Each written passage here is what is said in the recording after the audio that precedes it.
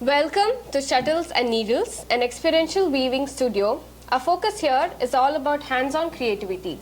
Shuttles and Needles welcomes people from every background and profession, providing experience, space, and support for one to enjoy the meditative and joyful aspects of textile crafts like hand weaving, hand felting, and spinning.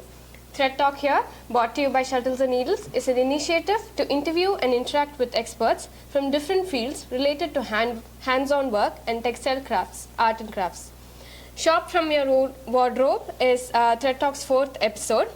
So normally our wardrobe would have 20% gilt clothes which we never wear, or maybe because of its fit or color or the styling, or simply because somebody else bought it for you and you're never using it. So we have our lovely Sangeetha Patel here. She is a bespoke clothing designer here to share her experience of transforming these so-called gilt clothes into beautiful wearables and usable garments using her design sense. Welcome, ma'am. Thank you for having me here. Thank you. Hello. So to start with, the same topic, why shop from your wardrobe? So I've heard of Sangeetha always asking her clients to shop from their own wardrobe. So I want to start with that. Why would you ask people to shop from their wardrobe? One is, I think, because everyone has, as you said, things that you don't really use, or it might have a stain or a tear, or the dhobi has burnt a big hole in something, and you love some things. You know what I mean? Half the time you have things because you've reached out and bought it because you loved it, or even if someone's given it to you, there must be something about it that's nice that made you keep it. So, and all these fabrics, I think when you keep reusing them in a nice way, you make use of it.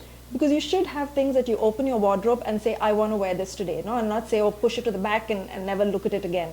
So I always tell clients, and I've had clients for over 30 years who've stuck with me because I've never said go and buy, X, Y, and Z fabric. So most of us make things with what we already have. So that's how I've made all these things. I brought them here, which you can see at the end. So most of them are repurposed from other fabrics, or I might have bought a little bit of new and then added things from what we already had. Yeah. Just give me a minute, I think we can. You can hear me, right? Is that okay? Yeah. Thank you. So very beautiful. So why do you think it's important for people to repurpose their own clothes? Okay. Apart from it being sustainable, I think it gives a great deal of joy to make something and only you have that piece, right? Because only you have whatever it takes to make that particular piece, and the joy of actually making something and wearing it, it's like the best thing to have. And so that is one. And also I think with all that's, when you buy good things, buy good fabric, you want to make use of it. You want it to have a life beyond what it really has. Like, you don't want it to just be a sari that's sitting there and end of it, You want to take it beyond that. Leftover bits of fabric. After you make a blouse, you have leftover bits. You want to repurpose all that and make something else with it as well. So I guess it is important never to waste anything. I don't waste a single thing, not even a hook. I will cut out things like belts and buckles and buttons and beads and whatnot, and I'll store them because I know it's going to come of use. I'm not going to have to go out and buy those things, right? So yeah, borders or embroideries from something else. I don't use too many embroidered bits, but fabrics, even the smallest little bit, we will have, because you just want that one little thing to make something look really nice. So yeah. I'm pretty sure you'll have a big inventory. Oh yeah, so you have to, that way you've got to take an audit. You have to say, okay, what all do I have? And then put it separately so that when you want something, you're not searching for it, right?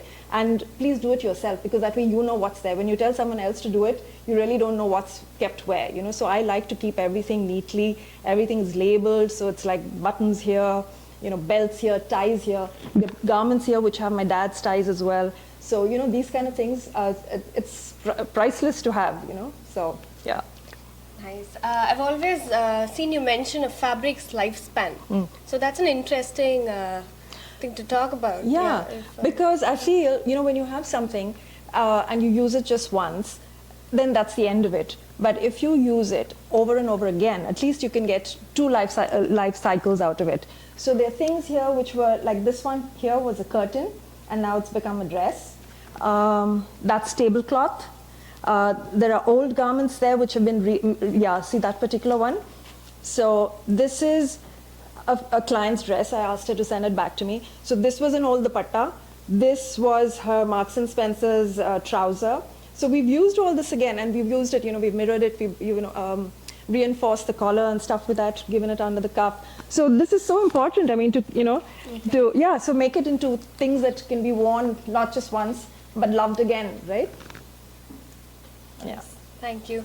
So, because there are fashion students here, if you could give us a few technical details of how you choose your silhouettes for each garment or for each fabric, where would you place them? Yeah. So what you need to do is first sketch what you have. First you know what you have, and then you start sketching what you want to make. And you say, okay, what are the fabrics I have that will do justice? So you have to be very careful about that, because you might have something that's very soft and drapey. So you have to go with something that is also going to have that kind of silhouette. But you can do things to it. You can say do pin tucks to it, you could do pleats to it, so it gives it more body, but you're not taking away from what the fabric really was, right? Like this was a dupatta, and we wanted to do a sheer shirt. Now, if I hadn't put in pin tucks here or pleats here, it won't have a fall. So this way, it's given it that weight. It's still a nice, breezy, loose silhouette. So you have to think about things like that. Yeah. Now, this one is entirely patched from leftover bits of fabric. So this is from, there must be some 9 or 10 different fabrics. And she's quite a small-made person, so I could do a little more fitted jacket for her. Lined it with a really nice chiffon. And I think we've also used an interlining so that it's more stable. So when you do a garment like that, you say, what's the kind of person who's going to wear it? Will it have stress points where it's going to start sagging or giving way? So you want to avoid those things, right? And like I did in the one with the Marks and Spencer's trouser, I wanted to give it under the arm. Yeah. So I wanted to do this because I didn't want it to keep like rubbing and pilling and stuff. So this being a synthetic fabric over here, first I was like, should I use? Then I was like, no, it looks very nice. And I guess it serves the purpose of holding up well, So we've also lined this, so that's another thing. Yeah, so you look at this, the fabrics that you have, and these were all a little more heavier. So that's why I could do a little more of a fitted, structured jacket with this one. Let's see this. Yeah, thank you. So this also has a few of those. This is a little more flowy. So as you can see, so this has to go with the style of the kind of fabric you're doing, right? So you always choose according to that. And placement, how much do you have? So once you make a mental picture of the whole thing, sketch it out, see what's going to work. Use the best of the fabrics around the shoulder area, around the armhole, underneath, so that it doesn't give way and you don't have a nasty surprise. So, yeah, thank you. Is there anything else that we wanted to show? Yeah, so this is again a structured thing. This is from, as you can see, I think 2 old skirts of my daughter's. So we did a little jacket. This was again from something else. I don't even throw away a zip. So it's lined beautifully because it's again got, old fabrics. I didn't have one for this side. I said, okay, this is what's going to show, so let's put the nice fabric here. This is from another trouser of hers, which we did some other garment, and then there were little bits left. So even if you see the little collar here, I've used 2 different ones, but given it a nice style, right? So the whole thing, it's the little details which make even something that you've kind of used waste material into something nice. Where's the one with the ties? Oh yeah, we did 2 with the ties. What did we do? Oh yeah. So this one has seen many lives. So this was a skirt of mine, a pleated skirt which I wore when I was maybe 18 or less than that. Yeah, that's really old. Then my daughter, she's 30 now, she's like, Mom, I don't want the skirt, like who wears a pleated skirt now? And she said, can you make it into something else? So she wanted like a short thing. I was like, why the hell did I show it to her, But anyway, she got a skirt out of it. She wore it for a while. And then she was like, okay, I've had enough of it. So I said, all right, we're going to use it. So opened it out. Still beautiful. It's wool. So we made this little kimono. I've used my dad's ties. So ties, it's fixed to the back. So I've got my dad's ties there. This was again from some other old skirt. So mix the 2 together And this, I think, was some ajrak that I had, so. Yeah, so it's lasted like a really long time. And it looks so new, you know. So, and also when you're opening out these things, you have to you have to look at it properly. Open it out, iron it out, you know, never sew without ironing, because then you'll see all the little spots, you might see a little hole, you might see a little stain. Avoid those bits. Check it, you know, some bits might be fragile, so just check all that. Now this one, like I was telling you, all leftover bits. Keep them, and I put them according to colors, you know. And if I find sometimes that I have things that work together, I will put them together, because I know if I want to use it later on, I don't have to be opening 10 different boxes. So this is, again, so the placement is so important, you know. So we had very little of the green, so we said let's put it where we need less. So that's why it has, you know, a style like that. So we put the pieces on the top, use the other ones over here. There was a very little bit on the of this particular one, but again, placement. It should not be something where, you know, it's askew, because if it's not aesthetically pleasing, then it's a waste. So we've done the same thing. We've done a little border here, given a break with a little more tissue, and then finished it with that green. So she can wear it with like 10 other saris maybe. Yeah. Okay, so this shirt. My daughter's going to be really mad because I pulled out things from her wardrobe. So we bought this, I think, from a store, and it was really snug. So I think she wasn't with me when I bought it, and then she was like, you know what, if I moved and then it just like shredded, it's like all come apart. So I was like, all right, let's just dye a little bit of material. Opened out everything, gave it here at the back like a box pleat. So I get that width, you know, so the minute you get that width, this opens out and it's, you know, so we of course had to restitch that.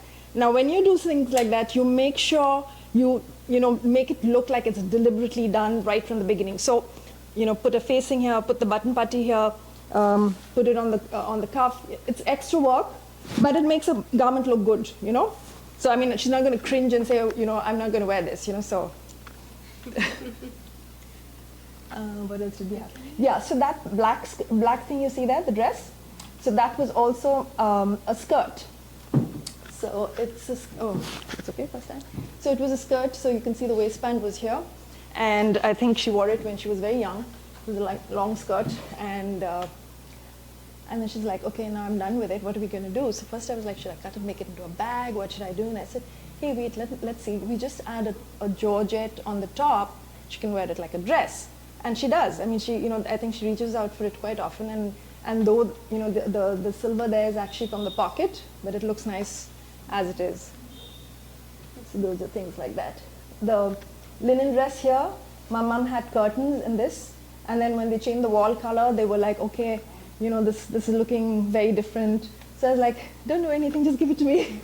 So I use everything, table linen, you know, napkins, because there are little bits of lace on napkin. There's so many things that you can repurpose, right? So nothing goes to waste in my household. If you ask me where are your keys, I might not remember. But you ask me where is this particular thing or where is this little button, I'll definitely know.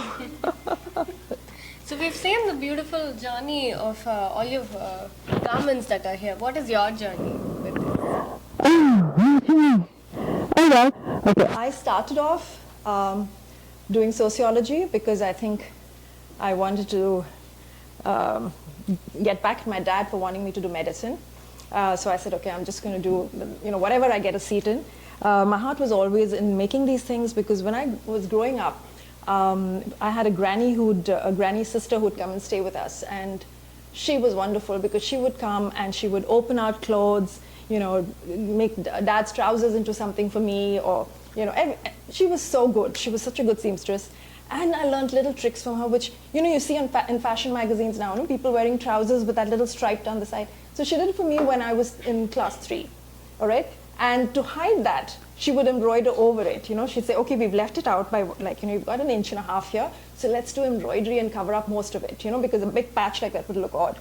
So that, and then, what was the other one I was telling you she did for me? She would make little peacoats. Yeah, peacoats with my dad's trousers. So she'd open it out, you know, and I was like quite little, right? So she would open up my dad's trousers, and then she'd say, okay, he's worn it enough, or, you know, it would have got frayed at the bottom. So I'd get so whenever she'd come to Bangalore, where I used to live, I tell her, you can't go to anybody else's house to, to spend your holidays. You have to be right here. So I got to learn a lot from her. And I was in advertising. I was in JWT for a long time. And when I was there, I found this wonderful man. He was a tailor in Triplicane, and my lunch breaks I used to spend with him. So I earned 500 rupees those days. You know, all you kids have it good now. You know, those days my salary was 500 rupees.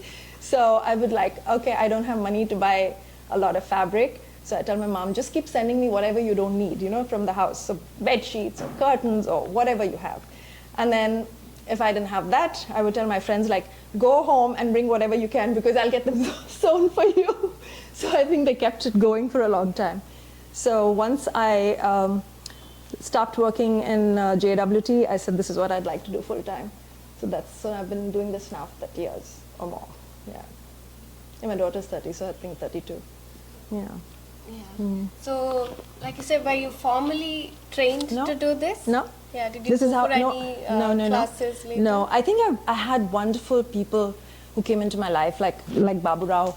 And then there was, okay, so a little backstory, because when I was in JWT, I had a friend whose brother is Mani Ratnam.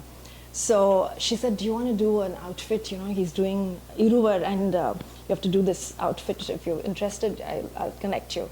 So we did, and you know, I got a Burda magazine, and I found out how to do a bustier. So I'm like, oh, we've done this, and you know, I'm made now. I know how to make, you know, whatever. And I had this lady walk in. I didn't know her. Somebody brought her in, and they said, you know, Asha needs to get 2 blouses made. And I was like, oh yeah, we make blouses. So Asha wanted 1 red blouse and 1 gold blouse, simple blouses, and we made them. And they were terrible because it's only when she wore them that I understood what is anatomy, what is a body, you know, how body dictates what you make and how you make it. So, and she was the kindest person. She would stand, she would come every day because we'd have to open it out and redo it so many times to get it right. And she would just say, you know, she'd just adjust. She wouldn't say anything. She'd just stand in front of the mirror and she'd adjust herself. And I'd be like, oh my God, yeah, now I understand. We need to do this. And I'd call my tailors and I'd say, idu pathingla, adu pathingla, and all that. And they'll say, yeah, we understood what we have to do. So then she'd go back and then she'd come back the next day. Now we did this till we got it right. And then it looked terrible. The fabric had, like, you know, been opened out so often. So I was like, oh my God. So she said, don't worry, this is the only color I wear, so it's all right. I have plenty more, so I'll bring it. She was so graceful, and she taught us. And only after that did I realize, through somebody else, that she used to supply Barneys in New York. She used to supply evening dresses to them. She didn't even say a word. I mean, you know, anybody else, like you see people saying, oh, you know, I know this, and you know, they want to put you down. She never put us down. She never put my tailors down. She taught us so much without actually spelling it out. You know, I think she was my biggest teacher, and she taught us. After that, I would pick up the phone and I'd say, Asha, can you please come and help us? You know, we're stuck here. We don't know how to do this. And she was so gracious. She would do that every time. So I think she was the biggest teacher that one could, you know, the best teacher one could ever have. You know, client turned teacher. Yeah. So that's how. So no formal training with fashion, and now you're here. Yeah. Interesting. So a little bit about your team. How would you bring people in for this? And so I love people who think like me. I love people who, you know, don't look at it as a job or a chore or, you know, I can't do this. Like, my boys have been with me for the 32 years. I mean, all of them have been there, except for one who couldn't get over his alcoholism. I mean, we did try for a long time. But we've all worked together. We feel that each one is a part of it. So nobody is like, you know, I think once one of my tailors, when he was much younger, he said, he had a phone call and he said, Modlali veetle irukken. That means I'm with my, I was like, what does that mean? You know, you're not my Modlali, I'm not your Modlali, everyone's equal here, you know. I said, without you, I can't do this, right? So unless you're a good team, unless you work well together and you respect each other and honor each other, you can never really take it forward. And that's how I'm able to, like, say, I'm on cruise control. Like, somebody, you know, runs some big multinational thing, and he said, Sangeetha, you're really on cruise control now, aren't you? And I was like, oh, that's a nice word. Yeah, you know, it feels so good because when you have a good team and share ideas and create, that's the only way you can really create. That's the only way you can grow. You might not make a lot of money, but you grow as a human being. You do the best work you can. And when you do the best work you can, I tell you, it's a high. You feel so happy. You really feel like you've accomplished things, you know? Yeah. Interesting. And I totally understand how involved you are with every project of yours. If you can share a little bit, something about your favorite project so far. Everyone is a favorite project. You know, every single time you make something, you feel so happy. I feel happy, my team feels happy, my client feels happy. So it's just that, you know, because I think each day you wake up and you say, I wonder what we're going to do today. You know, what's going to come my way today? And you want to really make that into something so special. And sometimes it takes a lot of hard work and time to put it all together. But I think we've been always like, you know, being able to do that with clients. Like they're happy at the end of the time, wait. So even if it's taken a little, maybe an extra week or whatever, because maybe sometimes you want to say quilt a fabric because you feel that the quilting is going to make it a little more, you know, durable. So that's going to take extra time. Or I need something that I haven't found. You know, sometimes you feel there's one little thing missing, so I have to rummage a little more, look a little more. Or I'll tell them, you know, go home and see what all you have. Send me pictures and let me see if there's something we can use from there. So all that takes extra time. And when you do that on a daily basis and not say, okay, you know what, I think I've got it. I think I just like, there's never that word, you know. And I tell my team, you have to be my eyes if I'm not there. You have to think like me. I have to think like you. And we have to see things through our heart, not our eyes. Because only when you see from your heart, you're going to feel happy or you're going to feel, not okay. So every day when you do that, you're going to do something great. You're going to feel happy. You know, at the end of the day when you go to sleep, you really feel, wow, today was a nice day, you know. So that's very how it is. nicely Yeah. put. Thank you. Thank you. So because we have fashion students and people around here, give us some insights about how to go about what you're doing. Recycling the fabrics or repurposing and so I think one has to look at everything and see potential. So every single thing that you have, you see potential. Start with small projects. You don't have to say, you know, I'm going to take on something really big, because sometimes, you know, that might be like why you don't do it, because you want to put it till later, because you're not confident in doing it. So start with small things. Take a shirt.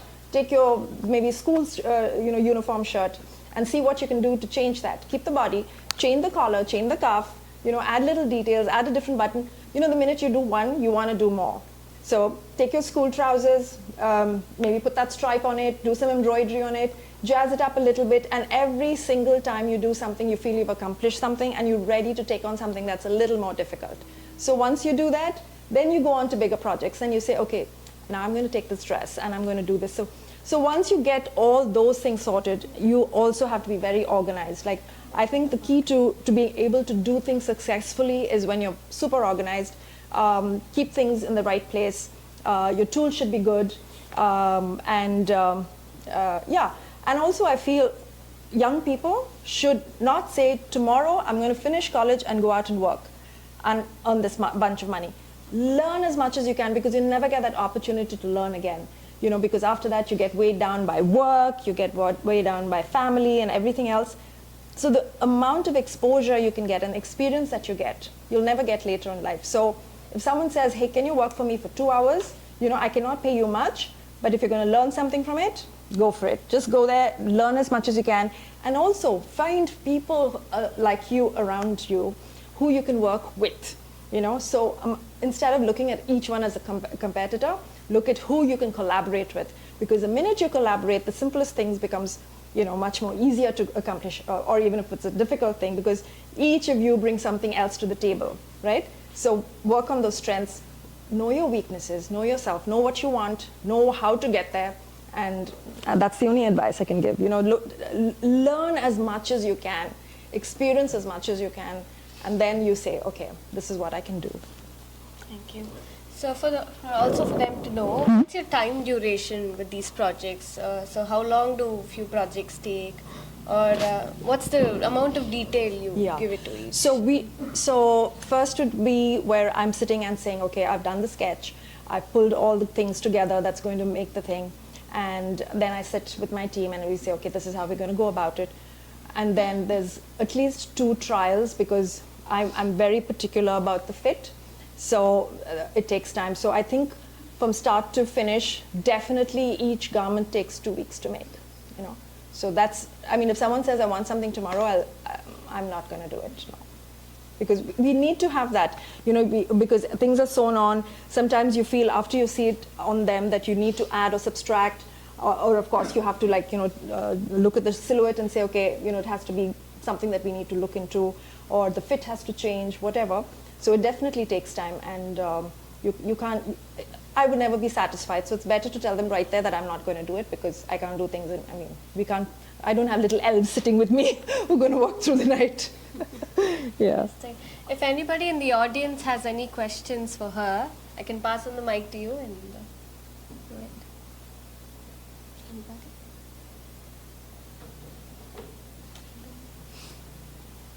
You have a question for me? Let's just take the audience. Sure. No? Shway, you had a question for me. I do have a lot of questions. It's just like sometimes we just have a mental block, right? And I think I've been wanting to sew a garment for at least 2 years, right? But there's just this mental block and you never get started, right? So for somebody who's just like scared of doing it, like, you know, what advice would you Just give? do it. What is going to happen at the end of the day? You know? You make a clumsy garment first time, but I That's think it okay. happens But with then, every- you know, only when you make, see, when I made that first blouse for Asha, I cringe now when I look back and I say, oh my God, you know, I really thought I did something wonderful, because it looked very nice. But it's only when she wore it that we felt, oh, everything is wrong. You know, her body was so, I could just see, like, you know, it wasn't sitting the way it was supposed to sit. You know, we had too much fabric at the back, too little fabric in the front, you know, so we'd cut it all wrong because we just took our measurements and blindly stitched it. We did not cut it to suit her body. You know, we didn't understand what the body was. So everything has to start somewhere. And imagine if she just chucked it on my face and gone, I wouldn't have ever stitched again, right? So just look at it that you stitch the first thing, and then after that, you will get the confidence to go ahead. So don't let anything stop you, because unless you do it, you're never going to. Unless you try, you never Like know, when I right? came here first for weaving, I was like, oh my God, everything's so daunting. You know, my memory fails me, and how am I going to remember this? And of course, I have the best here to always, like, you know, tell me it's okay to forget. So, yeah. No, so when you make clothes for your clients, you said, of course, you're looking at, you know, your client's body and deciding what fits them and all. Okay, so when you're making clothes for your client, you're deciding based on their style and Yes. what fits them, right? But when you make clothes for yourself, like, what is your own inspiration or style guide? Because I see kind of, you know, certain influences, but I'd love to hear, you know, what are your influences? Okay. What kind of styles you love wearing? So I've been different sizes and shapes. So I've always decided to wear things that I can carry it and pull off at that particular time. But my basic aesthetic is what you see here. You know, it's I like natural dyes. I like all our beautiful crafted fabrics. So those are what I always go towards. And I like silhouettes which will last. So I feel like, you know, when I wear things like this, which are, you know, okay, this has a backstory. So when I was little, and my mom used to make clothes for me, she used to get these saris. You know, people would come from foreign countries bringing, like, you know, a couple of saris, and it would be the Swiss voile, and it had this broderie anglaise border. And she would always make these voluminous dresses for me, okay? And I'd say, Mom, why? My friends are wearing, you know, bell bots, and they're wearing all these fun-looking clothes, and you're making me like these. So she says, no, because only then you can reuse that fabric and make something else with it later on. So I'd be like, oh, okay. And okay, I wore them for a long time, but look at that, I'm still doing that. You know, I'm still making these lovely flowy things because also they last, you know. So for me, I feel the more structured things I would wear maybe once in a while, because I'm like careful with them, and you know, you have to sit proper, you have to like wear the right whatever thing you're wearing inside. But with these, they're so easy breezy, so I can just, you know, pick up, and I have 8 cats, you know, run with my cats or do whatever I have to do. So I always look for movement. I look for things that are free. So I normally never wear things with sleeves. I always like to wear a sleeveless. If I want to layer it, then I might have a jacket over it or something. So I like to design like that. And also because I'll go into a store if I'm ever buying fabric, and I'll say, okay, it's lovely, it's pricey. Okay, I do have a little bit of something that I can add to it, so I will only buy this much. So if you look at that particular dress, yeah. So this one, I bought the fabric from Creative Bee. You have heard of Creative Bee? So this is from Creative Bee. And I was like really conjuice and I bought like very little fabric. But because I also knew that I had this little bit, so I said I wanted a little summer dress.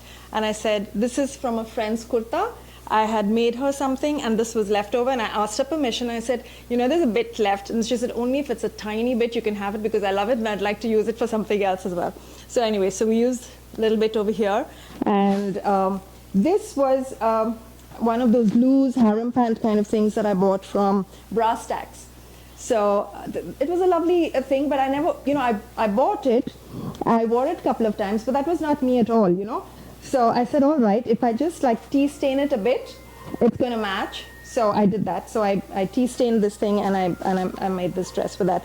So yeah, okay, lining is something I would always recommend. Go in for the best lining because the whatever lining you put is like your support system. You know, so don't skimp on the lining. And if this is a drapey fabric, use a drapey lining. If it's a more, you know, structured garment, you know, something more robust, something more substantial. Yeah, so this one has all sorts of different things. Yeah, so this is the jacket. This is my favorite kalamkari.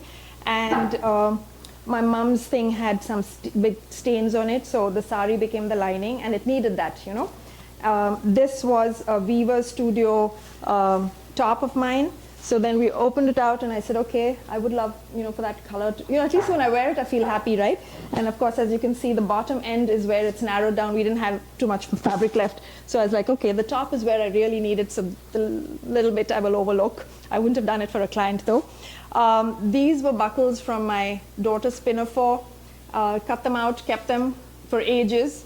And then added it here. So I said, all right, you know, you want to make something look spiffy as well. I didn't want it to look like a house coat. So yeah, so that was that. Thank you. But I think each time I've seen you, right, it always speaks of comfort. Anytime I look at you, your Yes. clothes, right? Yes. They always speak of comfort Yeah. and, you know, the way it falls on you. And it's like, okay, you know, she's got a great tailor. That's what I used to Yes, think. absolutely. And also I think, see, I have a very busy day. I do my own cooking. I have my cats. I like to do my work around the house. I like to be in the garden. And then I have to see clients as well. So left to me, if I wore like just my track pants or something, which I do sometimes, yeah, then my daughter, when she's FaceTiming me, she'll say, Ma, what you wearing? You know, and I'll be like, okay, fine, I'll dress up, you know. So then these are so much more easier to wear. You know, all my garments are like easy things to wear. So, and easy to wash, easy to maintain, easy to handle. I'll be honest with you guys. If you leave me, I can ask questions for the next task. So I'm going to give you guys permission to ask now. So how do you deal with clients who have a very closed mind? I don't deal with them. I said, I don't want stress. I want people who are on the same page with me. So the ones who've lasted are the ones who've stayed. And they're the ones who say, you know what, I found this thing of mine. I'm coming right over to show it to you because I found this when I was cleaning up and I feel so happy. And I'm like, yeah, come, I want to see it. I wouldn't feel that happy if they said, I went and I bought this fabric somewhere, you know, but when they say, you know, I found this old blouse or I found this old, you know, dupatta or something, and I say, yeah, come right over, you know. So yeah, because it's very difficult to please people who don't believe in what you want. So, and there's room for everybody, you know, there's a place for everybody to go and get. So, and also when your resources are less, there's only that much you can make, you know.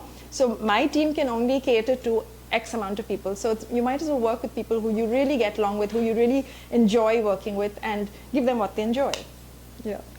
What could you do to open the mind of these closed minds? You know, I think sometimes what happens is when they keep seeing over and over again, like we have people who've, you know, crossed over and people who would have said, you know, I only buy labels, you know. And then I've had people who say, oh, you know, I saw this really nice outfit. They won't tell me that, you know, they know it's from me. And they'll say, so I'm thinking, you know, because I walked in and there was 2 other people wearing the same outfit and it's not really nice. So will you make us something, you know? So slowly, you know, okay, this fish is going to bite. So, so you have to be very, you know, you have to be so sensitive about their feelings. You don't want to tell them what, you know, anything. You know, you don't want to tell anybody anything. It has to come from within. And then when they come and they start seeing and they experience, and I get them to meet my team all the time. So when they come there and they feel part of it, you know, and we only do one-on-one, So it takes an hour. So whenever anybody comes, they have to like leave their work, come there for that hour, and it's only about what we do, you know. So I think that experience makes them feel so good that they will come back, you know. So I have a lot of those. I have actually 2 clients who never wore anything but big brand labels, who now only make their clothes, and that too they'll say, in fact, one of them will say, I shop from my mother's cupboard. So the saris, you know, there'll be beautiful saris which come in, and I'll be like, oh, don't tell me, it's from my mom's cupboard. You know? Yeah, so very slowly, you know. But then we don't want to push anyone. You want to come, you come, because I don't advertise. I don't have a name, a label. You know, I say our quality speaks for itself. If you like something and you hear word of mouth, then do come, you know. But I'll never hustle, and I'll never go out and tell anybody, you know, come, I make clothes. No, you know. So, never done that. Naresh, you had a question? Sangeetha, I have a question. How do you organize and keep all these things together? It looks like a huge task. I think I'm the most organized only with these things, you know. I think I love it so much, and I found that the only way to maximize your time is if you've used it well. So the minute something walks in through the door, like the minute I get something, immediately it's opened out, it's steamed out, it's checked, and then I will see if it's color fast. If it's not, I will immediately discard it. And then I have big boxes for everything. So everything will go only into that, and I do not get anybody to do it but do it myself, because that way I know what's going inside, you know. So it's neatly folded and put away, and then every once in a while I'll take it all out, air it all out, again check it, because, you know, over time things tend to tear, so or soil or whatever, you know. So all of those things, and I'll use things, you know, more to prevent any insects from getting in or whatever. So I do it like so diligently, you know. Yeah, that's, you know, because half your work is sorted, because you look at it, look at the box from outside, and you say, okay, all the reds are in this, you know, all, you know, and I have a lot of ajrak. So that also I'll put it according to the colors. So I'll say all these ajraks here, all, you know, all the things like, you know, leather trims, like even a bag. Sometimes there'll be, like, I'll tell people shamelessly, you're chucking away something, send it to me, you know, like don't chuck it, because they tend to like say, okay, we gave it away. So even that leather, elbow patches, great. So I'll say, give it to me, we'll use it. So at once we open it out, you know, take out everything, whatever we need, and then put it away, so that at that moment I have it, you know. So everything has its place.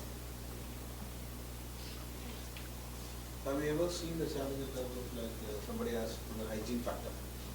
Yeah, all these things we totally see, and most of the time for clients especially, I will normally work with all the things that they've provided me, you know. So if I never use too many of outside stuff. Like I will not use, you know, like random things for random people. So if you've come to me, you will normally bring all the things, or I've made things for you over the years. So I actually have boxes where I'll say, now I'll Aarti. So all of Aarti's leftover bits will be there, you know.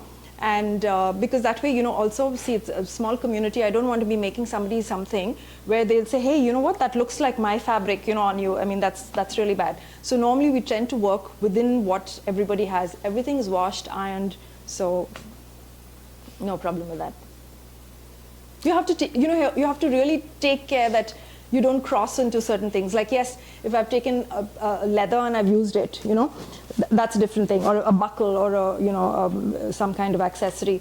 But when it comes to fabrics, like now, supposing I'm lining this, I wouldn't line with using my sari or my mom's sari for a client, you know. So that wouldn't happen. So I normally ask them to bring things. And I think also because everybody's been my clients for the last so long, like 30 years or so, they've also started buying very wisely, you know. So like their buying habits have changed. I'll tell them buy less, but buy it only if you like so love it that you feel, oh my God, why did I let it go, or, you know, I must have this piece.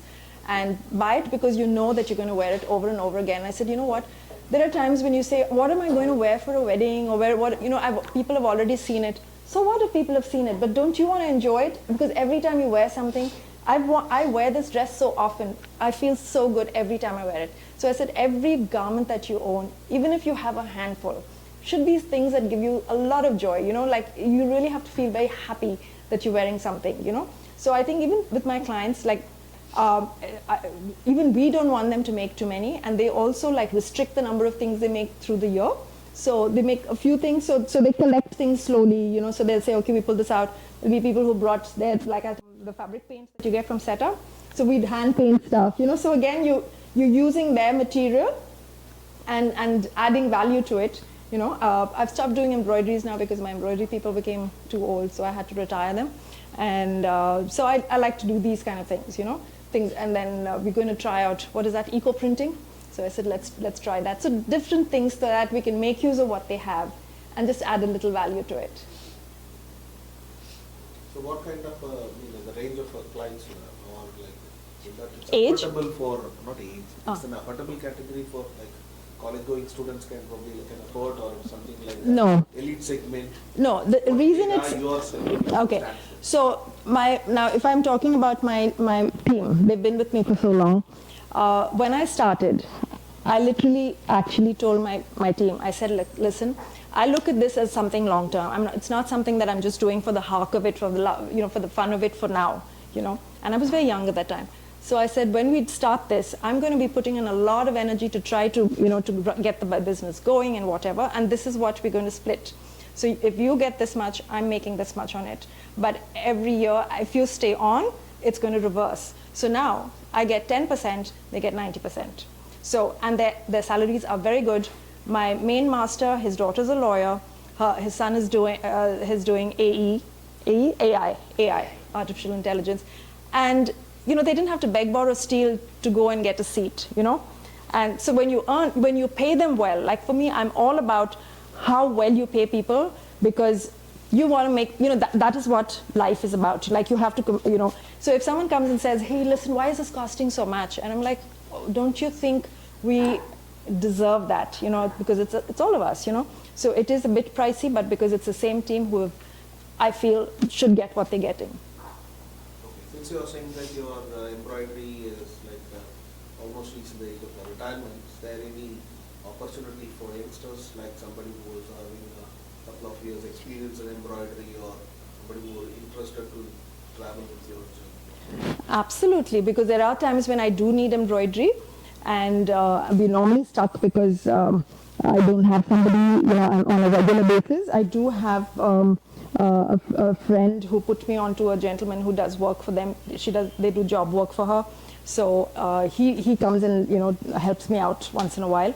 So, but otherwise, if there's someone who's interested, there'll always be something to do for them. Yeah. Is there any boutique or an outlet that you have seen like you similarly anywhere in Chennai or somewhere here, or you can say Coimbatore is like a Manchester, and like a location like Erode and all, like we have seen many fabrics. There are unused fabrics in every line items are lying with locations like Erode, say. So the potential is also a huge way to take it up. So do you have any idea to take it up further? No, this is good for me, but I'm happy to help anyone, to tell them how to go about it, because I feel definitely there's a lot of scope, because I think all of us, because we've always gone and bought fabrics, it's only now that people can just buy things online or go into a store and pick up things. But all, like our parents, our grannies or our aunties and uncles and everybody, they've gone to shop for fabrics and then make clothes, so we've still got that attachment for getting things made.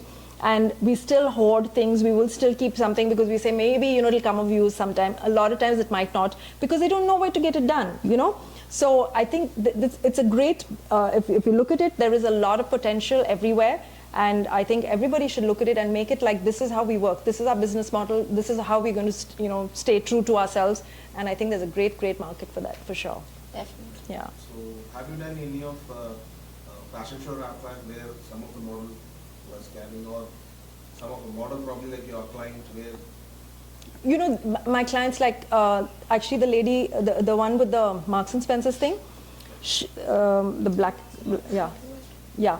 So she's Rajiv Menon's wife, Lata, and she actually wore it for the Tokyo Film Festival, and she said, thanks, a lot of people came up to me and said I was wearing something really nice. Like she's texting me from there, and it felt very nice, So, and I feel happy that people like her would wear something we make, out of what she already has, rather than go out and buy something. I mean, I'm sure she can afford to go and buy anything, but for her it's like, and what's so lovely is a lot of times, like especially during the pandemic, I would call people and say, can you please send some work over, because I have to like give work to my team. So they would send it over. They will send me things from whatever they had, and this is blind trust that you've gained over the years. So you say, send it to me. So we're not talking, we're not meeting, we're not doing anything. They've sent like a parcel, we make it, and then we send it back to them. So of course, if there's a small alteration or something, they'll send it back and say, can you just fix this, or can you shorten it, or do whatever. But we normally, like, we know what's going to fit how. So yeah, so only those people that I've never see. I don't make and keep things. I only make to order, because that way there's no waste. So anybody who comes to me is coming with that purpose of just making that one garment or two garments. Since like normally in any of fashion designing domain, you can see it's filled with girls, 99%, hardly see guys over there. In your team, how many people are girls, or like it's mixed with, or like Mixed. So even with my main master, the first thing I told master. So his daughter was always interested. She said, "I'm padikidam poren," all that. So I said yes. I would give her fabric. I would give the brother and her fabric. In fact, for all of them, I give them all fabrics, and I'll say, you will make things for yourself, But I want you to learn how to sew. I want you to learn from your, dad. You need to go. One of the boys, we don't. Most of our buttons are handmade. So the father will say, I give him so much for making, say, 10 buttons. So I said, good, because that's the only way you encourage them and keep them going. So. So both the children learned. So with all of them, they've all learned, so they might be doing other things now, but all of them have learned. So there are times when, like especially during festivals or something, when you want extra hands. We have all the extra hands in house, because all of them will pull in, because again, we've known these kids from when they were small, So I'll make a call and I'll say, if you're not too busy, will you help and all that? Yes, madam, we'll do it. So things like work out really well that way. So you mean to say the guys will have a lot of opportunity? Yes, of course, definitely. I think it's all about the interest. Interest and willingness to do. Like my master, he's been with me for so long. I have a client who will come and tell him, you're a Picasso. You know how good he feels. Like first he said, Yaar ma Picasso. So then I said, okay, and I showed him, because she said, like she complimented him. And then I always have them around when my clients come. So, he feels so happy, because, and I always tell people, you know what, please be nice to my staff. Like you want to be nasty, you be nasty to me. This was in the beginning. I'll say, but nobody's going to say, and I never put the blame and say, you know what, my tailor did this. No, anything goes wrong, I will fix it. It's not the fault of anybody else except me, because I did not maybe transfer what I've heard from you right, So take that responsibility of that thing, and don't dump it on somebody else. So when you value them, and when you give them their respect, and that you need to be like that, so then they're always very happy doing good work. And so whatever their thing is, even if it's an alteration, like we do a lot of alterations, people don't like to do alterations. My fellow will never crib. He will never say, I can't do it, because he's going to take it then tell his boys to do it. Nothing. So, in fact, the other day somebody went to a store and they bought, they gave measurements, they bought a pair of trousers, brocade trousers, and they got it back, and then she called me and she said, it's terrible. Can I come over? Will your fellow absolutely hate me? I said, no, he won't. Why would he hate you? Because at the end of the day, you want to be able to wear what you bought, So he came in and then he looked at it, and then we discussed it and all that, and then after that, he took it and left, and then she said, the next day she calls me, she said, did he say anything? I said, no, he didn't say anything, because sometimes you have to do some things like this, because you want to make it wearable, you want to make the person feel happy, and he's not feeling unhappy that he's doing it, So whatever the job is, like if you love what you do and you do it well, and you're I think appreciated for it, Yeah. Yeah, and I also wanted to add the thing about Sangeetha is she just doesn't design these fabrics. She literally designs everything around her. So that's her. So from what she wears to jewelry to her house, every little thing is designed, is curated, and has all her heart put in. So to also follow with the answer to her to your question, where she works with a lot of people who she thinks are similar to her. So she finds new people like jewelers who makes jewelry, or even potters. A lot of studio. She deals with a lot of young studio potters and makes her own stuff. So she will she finds all of these people. I don't know from where. I think we and they're find all each other. similar. Yeah, they're all similar people who are always enthusiastic and would want to try making new things, and they will always work together. So she'll make everything, not just garments. So she has a team that she's doing for life, for as a job. You couldn't call it a job. That's been her life. But she's always been designing every other. If you see her jewelry to her ring to everything is curated well. So You know, that's the thing. We have so much of talent, right? So I have like a great carpenter. I think you've met him. And like we'll have things like benches around the house, and my husband and my daughter will be like, they're so hard to sit on, there's no cushion on it. And I'll be like, no, I can't give it away. He's like, just give it away. And I'm like, no, we'd make something with it. So recently got the legs chopped off and then did nice iron, which we powder coated, and it's become a nice, table that goes behind the sofa. And that sofa looks so nice now because it has that place to put your drink or your, whatever. And of course, my cats are always perched there. So I think you have to see potential and say potential in both ways, like, what you have and who can do it, and explain what you want, and that's it. You get something great out of it. Now nobody's cribbed about it, and first of all, nobody noticed it. And I said, didn't you notice there's some, yeah, men, right? So I'm like, didn't you notice something? He said, yeah, something. So he said, oh, this wasn't here. So I said, oh, thank you, so like that. So then I think there was something else, yeah. We had one of these old Sri Lankan chests, and my mum at some stage had the legs cut off because she wanted to make it into a taller table.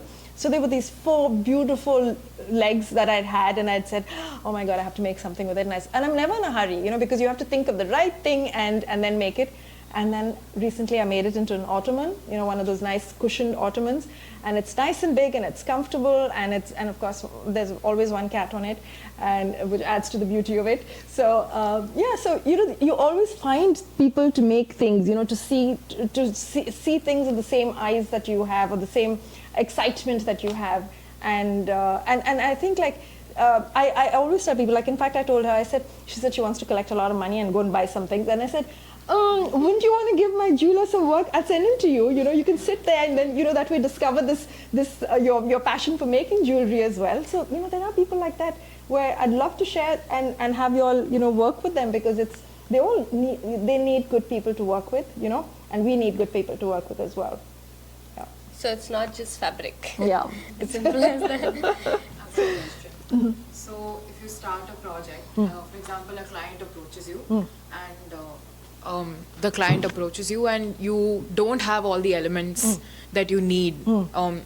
A lot of the time, like you mentioned, there's a lot of random things that they probably struck you through the way. Yes. So when you start and you don't have everything you need and you feel a little lost or stuck, what would you do then? No, then at that time I will tell them, like, the smallest jacket that is there, the one with the ajrak. Yeah. So first I'd made that big one for myself, and then this client walked in and she said, not fair that you get to wear all these things. And a lot of times I even let my clients wear my clothes. I'm like, okay, why don't you take it and you wear it? You can share my stuff. So she's like, no, I want my own. And then, so I said, all right, then we'll make it. And then we made this for her. So this was all with my fabric. So everything is mine. But like that, when somebody comes, I always ask their permission. I'll say, we need these things. I have this. Is it okay if I put it, if I use this, And most of the time they would say okay. But I would always ask if it's okay for me to do it. Thank you. What was the difficulty when you started? When I started, first of all, I didn't know much, and I had to learn, and I learned from a lot of clients, because when clients came in and the darts were somewhere else, and, I had a lot of Hindi-speaking clients, and they'd say, "Nahi, ye to aise nahi hona tha, isko aise hona tha," because obviously they knew how to sew and I didn't. So I would be like, okay, we'll fix it, and and I was very eager to learn. And so I guess they all, and if you're receptive and you don't look at it, oh my God, she did this or she did that, you will learn, And a lot of them, of course, the time constraint, So also I think when we first started out, I had a bigger team because I had my other fellow who became the alcoholic. So he and his son used to also work with me. And so we had a little bigger team. So we would take on a lot more than we could chew. And I think that time it was like harrowing, because then I realized like I would tell my daughter, food is on the table, and things would be spread out. And then I would like paint on them. And because when they come back on Monday, they want their frames back, right? But it taught us, how to be, how to make do, and not just make do, make good use of a situation, So so those things kind of helped. I think when you have challenges, it makes you push, and it makes you not give up, but just go ahead and do something, But sometimes you feel that no, I won't be able to do. Did you ever feel this? Yeah, I used to get, I wouldn't sleep at night because I'd be thinking, oh my God, it's going to go horribly wrong, and she's going to be so mad at me, or you just think even now I'm always like, I sleep well, but I'll always like, I hope it's come out well. I never feel so super confident that say, it's going to be fine. No, I still have that thing of, did we do it right? Will it come out right? Sometimes if I'm awake around 9:30, 10, I go to sleep very early. My team sleeps very late because I've given them flexible hours. I said, do what is convenient for you. So they don't like to work in the mornings. They prefer to work at night because it's quiet. So they are up, I know, till at least 12:31. Then suddenly I'll call and say, that sleep, no, I think we should do this instead of that, And they'll say, okay. So I'll say, wait, hang on, let me just draw you a quick sketch and send it. And then a lot of voice messages going past because it's easier to communicate. And then there'll be this one sketch. So I always sleep with a sketchbook next to me, because if I want to send something, then I'll be like, okay, this is how we should do it. So sometimes you troubleshoot only when you're like totally zoned out and you say, oh God, that's not going to work, So call him before he's done that. So so that's how Now you are not advertised. No. So how you got this recognition? I think in the beginning there were people. No, actually, so when I started my thing, it was already running for somebody else, right? Somebody else was doing this, but they were doing something totally different. So the team belonged to somebody else, and so I bought it off them.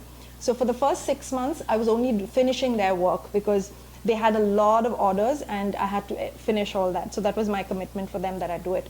So then those people would come to me. That's how I started getting my clients, because I had their clients who would come to get their things from me. So there would be trials and whatnot.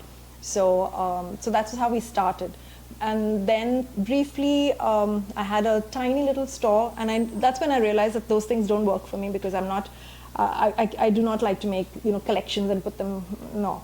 So do you know of Sonu Aparao? She's a art dealer. So she had a store, in her old place, and she had given me a little room, and she said, okay, you. And it was horrible because I had to look after that store and be at the unit. So it was like, then somebody from her office would call and say, ma'am, clients have come. And I'd be like, oh, okay. So then I'd run there, so that's how I'd miss out on making lunch and stuff.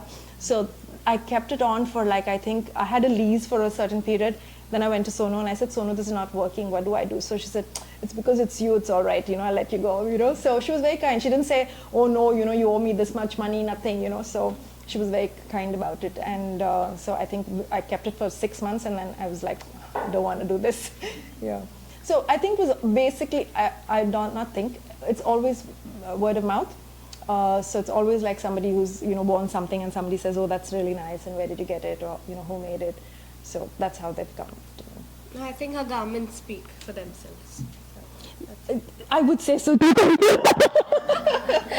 It's time to wind up. We have refreshments in the back, and thank you so much. You've been a wonderful audience. Yes, sir. Yeah. Freeze the product and then you go for the raw material, or you freeze the raw material and then come for The raw material first, because whatever they have, like if someone has brought, say, a sari and said, okay, one thing, everybody, I do not like people cutting up good old textile, precious textile, whatever it is. Even if a client says, what, I'm never going to wear it, or, I have 5 like this, please. It's sacrilege. I would never recommend anyone to cut old things. You're never going to get the kind of people to make it again. So treasure it, and that's it. Look at it and feel happy, but don't make a garment out of it. It's never going to also last. As you were saying, so when people come to me with something, they've already brought their fabric, because I don't ever buy fabric for anybody. So it's what they bring, and then I make things for them with that. So you freeze your raw material and then you make a product out of it. Yes. So there are a lot of younger generation who are looking on the upcycling process. Yes. So they want to enter into new venture, and if there is a footfall of the client, how exactly they have to please the client, like because the client will come with an expectation. I'm purely looking at an entrepreneur angle for them to start on the upcycling process. So when a client comes with, how is that we can show the potential to them, because the client only knows the product he wants to wear. Yes, so I think over there what you'll have to do is freeze on at least the kind of fabrics you're going to use, and also what kind of garments you're going to make. So if you make even a few and then you have it there for people to come and see, and so they know that this is the kind of clothing you make. So that way they know what they're going to get, So So you use some sort of any simulation? I don't know to use all that. I'm so bad with all that, unfortunately. I think only recently I learned to use Procreate, and that too I say, oh my God, all stick figures, I have to plump them up and I have to do all that. 30 years is a long time, isn't it? It is, yes. How has it evolved? Has it changed much from when you started? Oh, yes. The entire space that you are in? Absolutely. I think in the beginning, it was there because what we would do is, like, say, embellish something a certain way or paint on it, or, do a lot of manipulation of textile, which we still do. But I think, like, the cuts and everything, see, in those days, I think people would want more salwar kameezes, they wanted more lehengas, and so that's why my embroidery team would support that, so we would do zardozi, so we also did things a little mindlessly, because you're just trying to find your feet and say, okay, what are we going to make? The identity of doing what we do didn't come then, so that was there for a long time. And then when I discovered from Asha how to make the blouse, I'm known for my blouses, and we do a great fit. Our blouses are like, I think, really, really good. So then we said, okay, that's one staple. That's one thing that we'll always do. And then, when people's tastes started changing, and I also started evolving and said, this is what I'll make. Like, if you say you're bringing one picture and showing it to me, I will not do it. Because if I don't believe in it, I'm not doing it. And I want to do only what I do, what I create. And I know your body, I know your lifestyle, I know who you are as a person. So let's just work with that, so that you have a cohesive wardrobe. Because, like, for me, I feel like wardrobe should be very cohesive, because it's you, right? So you can't just say, one pink thing, one some other thing, I don't like that. And in fact, when people come to me and say, we're going for this destination wedding and I want to wear this Indo-Western thing, and I'm like, so what is Indo and what is Western? It's your own interpretation of it, right? So let's make things which are also you, and are not like that, whatever that garb is supposed to be, So that way you're going to give it life. You're going to wear it much more often, because when you just wear it to that one particular event and then you put it away because it's not you, it's such a waste, So the long one, the long that long one, yeah. So this one, my daughter, when she came down in December, she had to go for a mehndi. So she's like, okay, she doesn't have to look anywhere. She's like, Mom, can I borrow this? And I'm like, yeah, sure. So then she wore it, and then she said, okay, but what else do I do with it? So I said, okay, put a belt on it. So I had a lovely ajrak belt. So I said, let's do the ajrak belt on it. And then I said, wear it with jeans, wear mojeries, and you're done, And she came back and she said, I got you 3 clients, Mama. So I was like, okay, we'll make you something sometime, so we give you a little kickback. So. Nice. Well done. So, a little something from Shuttles and Needles. Thank you. Yeah. Thank you. So this also probably resonates what you do. Absolutely. I love it. Thank you. So this is from a brand called Weave-In, a collaboration of different NGOs together, where they make these running yardages, all woven by kids and adults with special needs, like autism and cerebral palsy and different special needs.